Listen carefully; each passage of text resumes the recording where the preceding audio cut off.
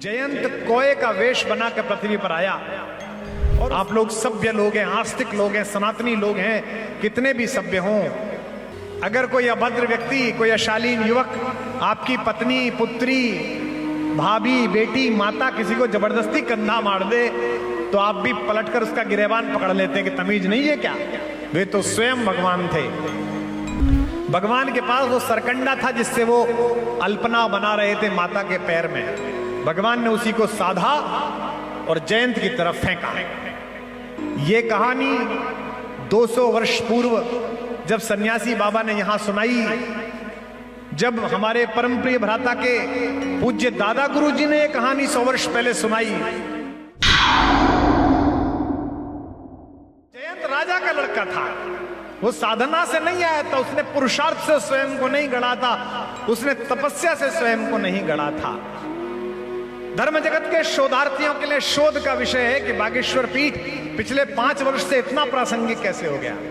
एक दिन में नहीं हुआ है। तपस्वी बाबा और सन्यासी बाबा ने अपने तप का बीज या गहरा गाड़ा है, जिसमें अपनी साधना और परिश्रम का पसीना इस नवयुवक ने लगाया है, तब जाकर यह वृक्ष खड़ा हुआ है जिसे बागेश्वर पीठ कहा जाता है।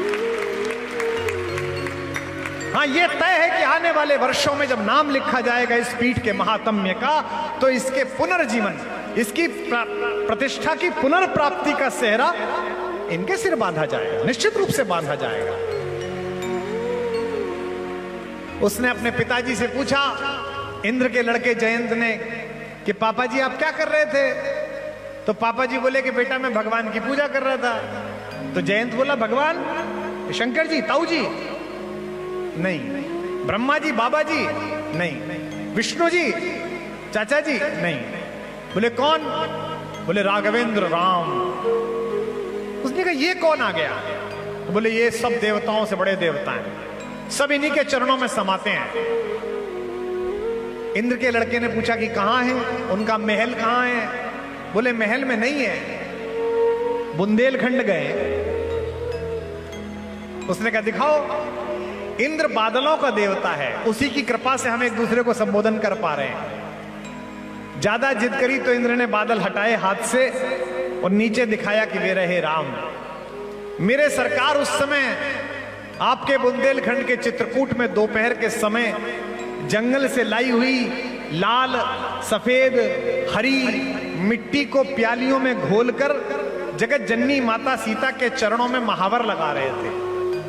यह काम केवल प्रेमी कर सकता है, यह काम केवल पागल और प्रेमी परमात्मा ही कर सकता है, जो राम कर रहे थे। जैन से कहा कि देख वो रहा भगवान, वो उसकी पूजा करता हूं। लेकिन अगली बात पर आप फिर हंसेंगे। राजाओं के लड़कों की एक समस्या और होती है, वो अक्सर लोगों को उनके कपड़ों से तय करते हैं कि कितना बड़ा आदमी है।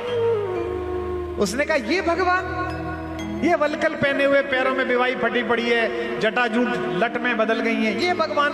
पापा आपको कोई गलतफहमी हुई है, ये भगवान नहीं है। इंद्र ने कहा बेटा यही है जिनके कारण ये सब तामझाम चल रहा है।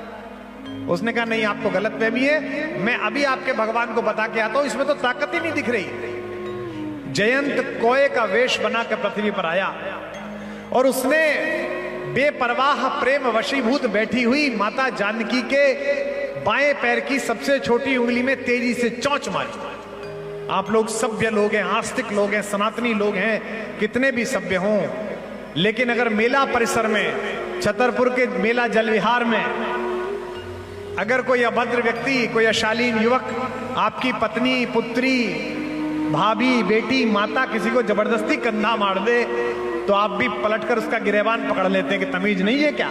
वे तो स्वयं भगवान थे। तीर कमान अंदर रखे हुए थे, क्योंकि प्रेम के क्षण में हथियार नहीं ले जाने चाहिए। भगवान के पास वो सरकंडा था जिससे वो अल्पना बना रहे थे माता के पैर में। भगवान ने उसी को साधा और जयंत की तरफ फेंका। अब जयंत भागा और सरकंडा भागा। जयंत टेढ़ा मेढ़ा भागे, सरकंडा टेढ़ा मेढ़ा भागे। ये कहानी 200 वर्ष पूर्व जब सन्यासी बाबा ने यहां सुनाई, जब हमारे परम प्रिय भ्राता के पूज्य दादा गुरु जी ने यह कहानी 100 वर्ष पहले सुनाई, तो यहां राज करने वाला गोरा उनकी कहानी पर हंसा। बोला ये पंडित मूर्ख बनाता है, क्योंकि जो वेट है मां से वो तो सीधी रेखा में जाता है, टेढ़ी मेढ़ी रेखा में कैसे सरकंडा गया। लेकिन जब सेंसर इजाद हुआ और चलती हुई मिसाइल के पीछे, चलते हुए हवाई जहाज के पीछे टेढ़ी मेढ़ी मिसाइल ने जाके हवाई जहाज को मारा, तो 200 वर्ष पहले कहने वाला मेरा पंडित जीत गया और पश्चिम का गोरा हार गया। तर्कशास्त्र। मैं विज्ञान के लोगों से कहना चाहता हूं कि अगर हमारे धर्मशास्त्र की कोई व्याख्या आपकी वैज्ञानिक परख नली में सत्य सिद्ध नहीं हो रही, तो इसका मतलब यह नहीं है कि यह हुई नहीं थी। इसका मतलब यह है कि अभी आपकी शोध की साधना वहां तक नहीं पहुंची जहां तक मेरे ऋषियों की साधना पहुंच गई।